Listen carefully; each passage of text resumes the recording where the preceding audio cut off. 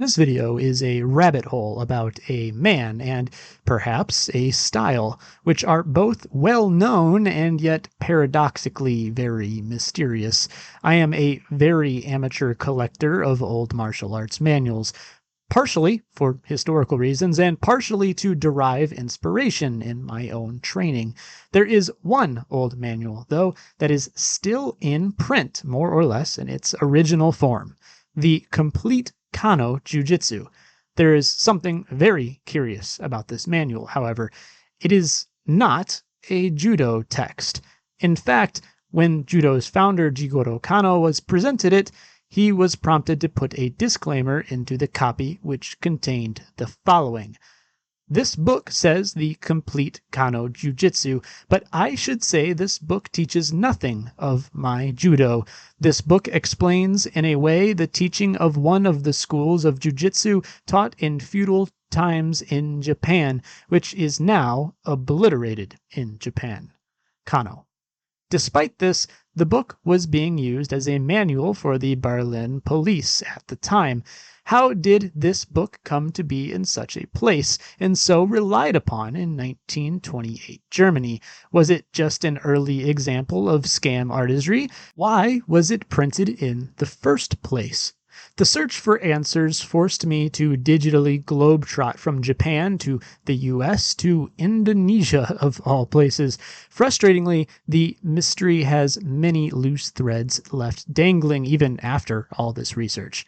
In this video, I hope to get as close to the truth as is currently possible, while suggesting where more committed researchers might be able to find out more if they have the resources to do so. At the end of the video, I will also give my own brief opinions on what happened and the value, or lack thereof, of the Complete Kano Jiu-Jitsu manual. I do need to make very clear, however, that researching this topic was difficult. While I will be putting all my sources as links into the description of this video, I think we all need to take a lot of salt with them, because a lot of the information is hearsay, rumor, and old forum posts. Many of the sites I used are in English and Japanese, which of course I have some better command over, but others, such as German language sites, required automatic translation and may, therefore, have errors. In other words, this is a tangled mess, and clear-cut sources are tough to come by. The bedrock that we can rely on, though, begins with the manual's authors, one Katsukuma Higashi and another H. Irving Hancock. Now, at this point, you might be thinking this video is sort of clickbait. Katsukuma is clearly the guy I used on the thumbnail. We know who he is. The issue is that we know his name. We even know a lot about his movements, but we know precious else. In fact, the guy just walks out of history after his time in Europe, seemingly disappearing into thin air. Who was Katsukuma to just show up, reach minor fame abroad, co-author a book misrepresenting judo, and then vanishing just as quickly as he came? Who was this guy? Here is a brief sketch of what we know about the enigmatic Katsukuma. He appears to have been born in 1881 in the Satsuma province of Kyushu. He was the nephew of Haseba Sumitaka, who would serve as a Speaker of the House of Representatives and Minister of Education in Japan. It's tough to piece together much about Katsukuma's home life specifically. Everything seems to point to him being relatively affluent, though.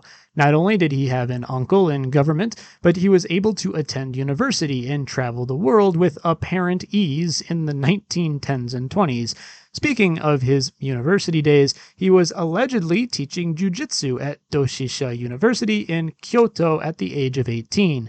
His age might raise some eyebrows, but remember that Jigoro Kano founded judo in his early 20s, so running what would have amounted to a university club probably isn't all that exceptional.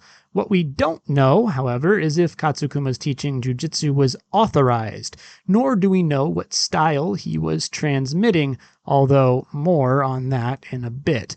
After graduating, Katsukuma went abroad and joined in the early boom of jiu-jitsu in the Western world alongside famous names like Maeda. Here, Katsukuma had several style versus style bouts. Most famously, he lost to a wrestler named Bodner in the United States. Although perhaps more interesting to old-school martial arts nerds, he also had a bout with Yukio Tani of Bartitsu fame in France, which he also lost, by the way, although the news at the time seems to characterize his losses coming from a less than honorable play by Tani. I'm not sure about that, it's up to you to interpret. If you're curious about Katsukuma's record, he seems to have lost just about as much as he won. It isn't clear to me if we have a complete record of all his bouts, though. One match he did win, however, was in Germany, where he earned the attention of a young Eric Rahn. Rahn would learn from Katsukuma, and it was possibly here that the copy of Katsukuma's book was left in Germany. Another possibility was that the book came from one Irwin Bales, who had allegedly written the foreword to the copy that Kano saw. Bales is a whole character unto himself. He was in Asia until 1905, and he himself learned Jikin Kage-ryu Kinjutsu and Totsuka-ha Yoshin-ryu, while being a physician to the Emperor of Japan, so he's kind of a big deal. He is more remembered, however, for his medical contributions to Japan than anything martially related. By 1905, he had returned to Germany, the same year that the complete Kano Jujitsu manual was published. Perhaps he was deemed the man to write the foreword for the German public, given his extensive links to Japan. Maybe he had some other connection to Katsukuma that we simply don't know about. My gut feeling is that Katsukuma's co-author, Irving Hancock, probably reached out to Bales knowing of his relationship to Japan. Hancock was a career writer and savvy to these kinds of things, so it was probably a clever marketing move, and Bales' relationship had nothing more than that to do with Katsukuma and his general movements. As for our friend Katsukuma, it is here that he fades into history. He walks out of Germany and into virtual obscurity. For those of you following closely, you'll notice that there are still a lot of blanks in this story. First off, we don't actually know if Katsukuma Higashi was even this guy's real name. It is my understanding that people have tried to track him down in Japanese records, but they have never succeeded in finding him. While it is possible the records are simply lost, it is of equal likelihood that Katsukuma was using a pseudonym for wrestling bouts or just a pen name. It would also explain how the man could rise to fame and then so easily vanish. He wasn't that old when he disappeared, so at minimum he should have lived at least until the 1940s, barring something unusual happening. He could have died in the war, for example, but we just don't know. That's speculation. As for the motivations of publishing the book itself, I have several theories. The first one is pretty simple: money. Hancock was, as I mentioned before, a career writer. Right at the moment that the book is published, Japan has defeated Russia in an open war. This took the West by complete surprise, and Orientalism skyrocketed in the West. Fascination with Japan was at an all-time high, so using Katsukuma and his exotic fighting style in this environment was an example of right place, right time in terms of marketing. Both Katsukuma and Irving probably made quite a bit of money off their publishing ventures, although any statistics relating to this don't really seem to exist. As for Katsukuma's mischaracterizing his jujitsu as Kano's judo, this may also have to do with marketing. At this point, Kano had sent out his judo ambassadors across the globe. People more or less knew what judo was, and perhaps Katsukuma was just trying to ride that wave. So, mystery solved, right? Well, no. There is something very crucial that we just glossed over. What is actually in the book? Was Katsukuma's jujitsu just a scam, something he just made up to sell to unwitting foreigners? He certainly didn't have a particularly glowing fight record, after all. And this is the part of the story where things get even more tricky, because I would argue that no, Katsukuma did actually learn a legitimate jujitsu, even if it had almost nothing to do with Kano's judo. In the foreword of the complete Kano Jujitsu, Katsukuma writes the following: "The Kano system, at the time of its adoption by the Japanese government, consisted of 47 tricks of combat and 15 serious tricks. Additions and amplifications have been made by those great teachers Hoshino and Tsutsumi. Until now, the complete system, as we teach it, comprises of 160 tricks. Apart from a lot of that statement just being factually incorrect, you might have noticed two names come up, Hoshino and Tsutsumi. Who the heck are these guys? Well, it seems like our friend Katsukuma studied two jujitsu styles. The first is Shiten-ryu, which was headed by the Hoshino family and is still extant today. He probably would have learned this for a few years in his home domain of Satsuma, so I suspect his time in the Shiten-ryu was relatively short, probably from his mid-teenage years to when he went off for college. The next man is Tsutsumi, which almost certainly refers to Tsutsumi Masao, the final legitimate head of the Tsutsumi Hozan Ryu. This art was based out of Kyoto, and Katsukuma probably learned it during his university days. Unfortunately, the Tsutsumi Hozan Ryu is an extinct school. Probably. Mostly. I'll circle around back to that in a bit. What is true is that both Hoshino and Tsutsumi had some minor role in the support of judo, but there is no evidence to suggest that they contributed anything on a technical level that seems to have come purely from Jigoro Kano's own experience, although these men and Kano seem to have been acquainted to some degree. If we really want to read deeply between the lines and forgive ourselves or some advanced speculation, we might even suggest that Katsukuma's emphasis on these two teachers enhancing judo was done to prop them up artificially. Perhaps this hints to some kind of political schism between judo and the old-school jujitsu it was out-competing at the time. Perhaps Hoshino and Tsutsumi were, on the surface, supportive, but quietly feeling like their arts were in decline, something that would have been true, at least relative to judo's meteoric rise. Regardless, that is all just speculation. I know of no hard evidence that points to such a political divide. I just believe that it could be a possibility. Alright, so what is in the complete Kano Jujitsu manual? My best bet is that it is mostly Tsutsumi Hozan Ryu, which was a legitimate jujitsu style in its own right. In that sense, the book was not a scam, even if using judo's name and elevating Hoshino and Tsutsumi were clearly deceptions. Whether or not Katsukuma did this purposefully or misunderstood the nature of his teacher's contributions to judo is unknown, or perhaps he was just a maverick trying to steer a cultural narrative in a certain direction unbeknownst to his teachers. Katsukuma and Irving were definitely out for money with their publications, but I'm not entirely willing to write off Katsukuma as a villain in this story. I just don't think we know enough for sure. I certainly lean that he was deliberately misrepresenting things, but I have a feeling it probably wasn't just for the money. It was for the money, don't get me wrong, but not just for the money. Remember, he was already fairly affluent and traveling around the globe on what seemed like a whim in an era when that was pretty difficult to just up and do. At any rate, we've identified what we can about Katsukuma, and we know that the pages of the complete Kano Jujitsu are probably filled primarily with the art Katsukuma spent the most time with, Tsutsumi Hozan Ryu, although there may well be some Shiten Ryu sprinkled in there. There is another issue, however. Was Katsukuma really good enough to be making these kinds of materials? For one thing, he only spent about 3 or 4 years in the Tsutsumi Hozan Ryu, based on his time in Kyoto. It wasn't unheard of for talented individuals to be licensed to teach in that amount of time back in those days, but we never hear about Katsukuma's certifications, something I would expect to hear about if he thought they would make his case stronger.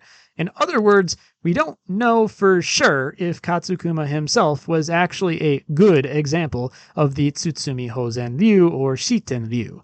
I do want to take a moment here to bring up the significance of Tsutsumi Hozan Ryu, though. In Sergei Moll's book, The Classical Fighting Arts of Japan, it is implied that Tsutsumi Hozan Ryu might have been one of the primary ancestor schools of the whole Japanese jiu-jitsu tradition. At the very least, it isn't linked to any of the other major foundational lineages.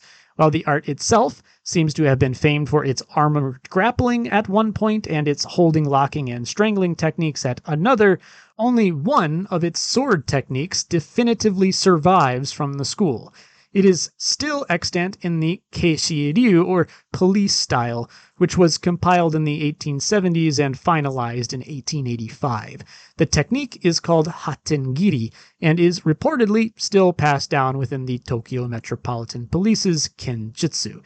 Tsutsumi Hozan-ryu, of course, seems to have officially died with Tsutsumi Masao in 1898. Katsukuma came to the US around 1900, so this might be yet another piece of evidence that his training was never completed. I have to say, though, that Tsutsumi Hozan-ryu's disappearance sort of bothers me in a way. Not in the sense that it was being outcompeted by judo or anything like that. That was par for the course. What bothers me about it is that most heads of schools bend over backwards to find an heir. They will train nephews twice removed. They'll have their daughters marry a prominent martial artist to transmit the system to, or even outright adopt a child to craft into the heir. In more modern times, and prepare to clutch your pearls here, some headmasters will even train their daughters to take over the school. I know, a bit too scandalous and radical for me too, but it does happen.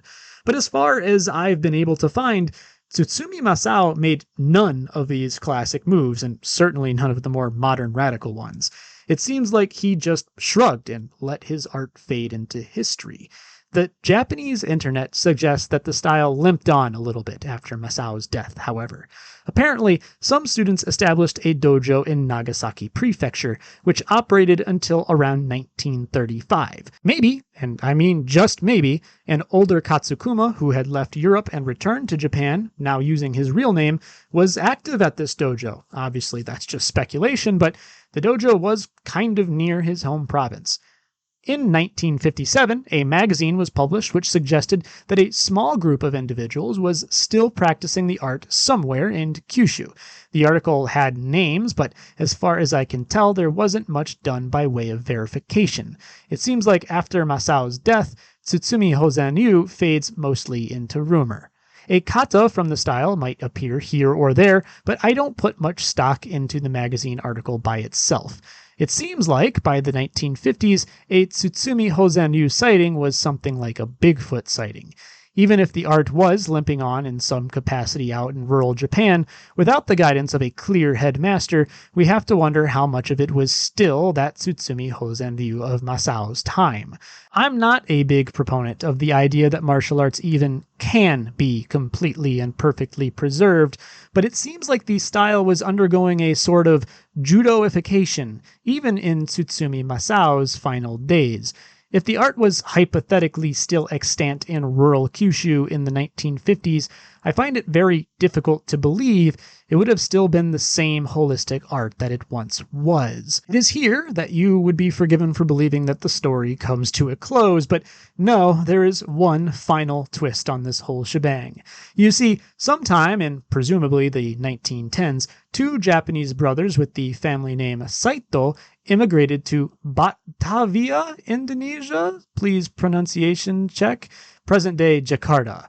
These men claim to be high-ranking members of none other than the Tsutsumi Hozan-ryu, and they would reluctantly teach a man by the name of Jan Dejong. Dejong, now deceased, claimed to be teaching Tsutsumi Hozan-ryu until his death in 2003. Now, I don't want to get into lineage debates here because these groups that he founded are still operating. My personal feeling is that if this was Tsutsumi Hozan-ryu, it is by now probably a corruption of what it once was, at least by Japanese preservation standards. And again, I think that is somewhat inevitable. The old school Japanese martial arts community doesn't like to talk about it, but the reality is that this stuff changes pretty regularly. I'm also not one to put much stock in lineages. I don't think it much matters if it's actually Tsutsumi Hozan-ryu or not, and these things should be judged in isolation. At any rate, even if Dejong did learn the style from these Saito brothers, it would have been nearly 20 years after the death of Tsutsumi Masao. It is my understanding that Dejong himself further made alterations to what he taught. This again raises the question of how Tsutsumi Hozan knew this style actually was at the end of the day. The piece I struggle with, however, is that all of this information comes to us orally. We don't even know the Saito brothers' first names. We therefore cannot link them to Tsutsumi Masao or Katsukuma. It is true that at that time there was some Japanese immigration to Indonesia, so their being there isn't historically improbable or anything, but we can't say much beyond that. Interestingly, the Saito brothers also apparently referred to themselves as 7th and 8th Dan. I find this a little suspicious because Koryu typically don't use the Q-Dan system even today, but again, Tsutsumi Hozan-ryu seem to have been reacting to judo, so maybe this is a change that was made before Tsutsumi Masao died. Again, we just don't know. This has been a pretty tough video to research, as I'm sure you might be able to imagine. Although, unlike a lot of the stuff I normally do, most of what I've discussed here today is available online. Frustratingly, many answers still elude us here at the very end. Where did Katsukuma go? Is the complete Kano Jiu-Jitsu manual a quality sample of Tsutsumi Hozan-ryu, or a watered-down cash grab by a third-rate practitioner? Why did Tsutsumi Masao not secure the future of his style, instead seemingly opting to let it die with him? Who were these Tsutsumi Hozan-ryu practitioners active in Kyushu in the 30s and possibly until the 50s? Who were the Saito brothers, and did they pass on a high-quality Tsutsumi Hozan-ryu to Jan Dejong in Indonesia? Were the Saito brothers even legitimate inheritors of the Tsutsumi Hozan-ryu tradition? All legitimate and very annoying threads to leave dangling. To wrap up this video, though, I want to leave you with a bit of hope and a short personal review of the complete Kano Jiu-Jitsu manual. If there is any silver lining in this story, it is that I feel that there is a very, very strong possibility that documentation out there exists to clear up some of these questions. Katsukuma's old university, Doshisha, still exists, and it might have records on him. He also briefly attended Yale in the United States, another possible lead for documentation. Needless to say, he left quite the imprint in Germany too, where, to my understanding, some dojos there today still claim lineage from him. Perhaps they have some kind of documentary lead, or even a suggestion to where Katsukuma went. Remember, Germany was where he was last cited in the historical record. Similarly, Kyoto was more or less spared of bombing in World War II, and I find it a possibility that Tsutsumi Hozan-ryu documents may well still exist tucked away in an attic, in a personal collection, or forgotten between floorboards somewhere. Something that actually does happen in Japan. Now, to be clear, we do have some Tsutsumi Hozan-ryu documents. The aforementioned Sergei Moll has some, but there might be more out there, we just don't know. Maybe Kyushu has census data that correlates to the names of individuals training there around the 1930s. We know that they were in Goto Village, a place that still exists. Heck, maybe even the local ward office has some documentation on them. And finally, a Japanese consulate was set up in Indonesia in 1909. As far as I can tell, it still sits there in Jakarta. It is possible that they have some documents on the mysterious Saito brothers. But who knows? The fact is that chasing this stuff down now seems like a boots-on-the-ground type of operation. As you can probably tell, pushing this mystery even farther would take a lot, and it would just be to clarify some fuzzy details surrounding an already obscure, likely dead style and the few people that were still operating within it about a century ago. I'm not saying it's realistic for you or even me to track down all this stuff. I'm certainly not about to take a field trip to Kyoto and ask to see century-old records from a university that I have no connections to. All I'm saying is that there are about a dozen chances for some kind of paper trail to exist out there even now. That is more than I can say for most mysteries of this sort. Of course, with every passing month, the odds that stuff gets lost or destroyed increases. We are also fighting against the odds that something actually survived the war, too. Germany and Japan, as you can imagine, weren't exactly hospitable locales for storing paper. Even so, I would bet that there is more information just waiting to be found. As for the book that started all of this, the Complete Kano Jujitsu Manual, is it something we should take seriously as martial artists? It may be controversial, but I'm going to say yes, actually. Personally, I believe the book to contain some combination of Shiten Ryu and Tsutsumi Hozan Ryu, the latter of which, of course, we know precious little about. I am also in the camp that believes Katsukuma probably was not a master of these styles, but in some ways I kind of appreciate that about the manual.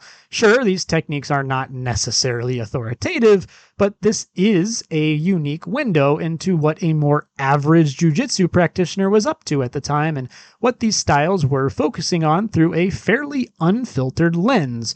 From a technical standpoint, I do actually think there are things in here worth playing with and seeing how they might be adapted into our modern martial arts environment. Is it a substitute for a good teacher? Absolutely not. Nor is it a substitute for actually understanding the extinct Tsutsumi Hozan Ryu, but it's kind of best we have this manual, isn't it? I mean, we aren't exactly going to get a window into that style any other way unless we find new documentation.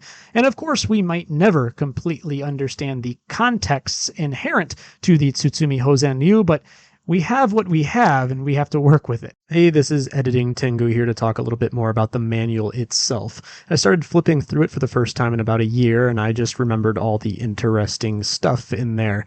Without a doubt, some of the techniques are kind of janky and weird, but others I have to think have potential, even if they need to be adapted to be up to par in our modern environment.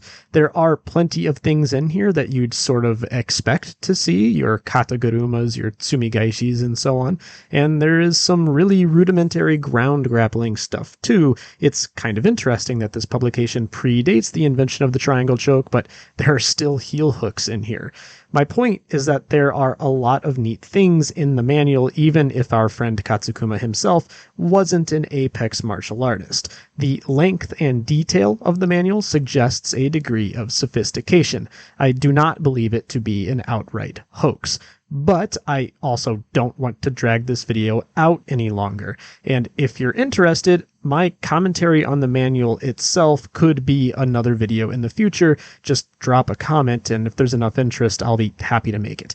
All right, back to your regularly scheduled programming. And that's it. So ends my investigation into this weird manual, the man behind it, and the rest of the accompanying weirdness. This was a pretty different kind of video, but I hope you enjoyed it. I certainly enjoyed making it, even though it was a lot of old forum diving and blog digging. I'm not sure how replicable this kind of content is, though, just because these sorts of mysteries tend to be singular in nature, especially ones that I can investigate for free from the comfort of my own home. Make no mistake, there are mysteries in the Japanese martial arts world, but researching them tends to require actual travel and maybe even building relationships with certain schools and individuals. Access to documents isn't always easy, and even if it were, there is no guarantee I'd even be able to read the form of Japanese that they're written in or be able to penetrate the obscure nomenclature used to hide information in those days. I guess what I'm getting at here is that, unfortunately, for now, this video is kind of a one-off, and it more or less has to be. Anyway, thank you very much for watching and listening. I appreciate your attention and your support for the channel. I am always grateful for the growth that I am obtaining. And if you have anything to add, go into the comments. You know, there are other places that people might look for leads, like the publishing houses, for example. But I just couldn't cover everything. So think about it. Add to the conversation. It'd be interesting to find more about this guy, and if you are an expert internet archaeologist, please feel free to do more digging. I'm sure there's stuff I missed. Like I said, I had to use several different languages and translation machines and all that nonsense to find this stuff. It was a lot to organize. But anyway, that's all from me for now. I will catch you all in the next one. Peace.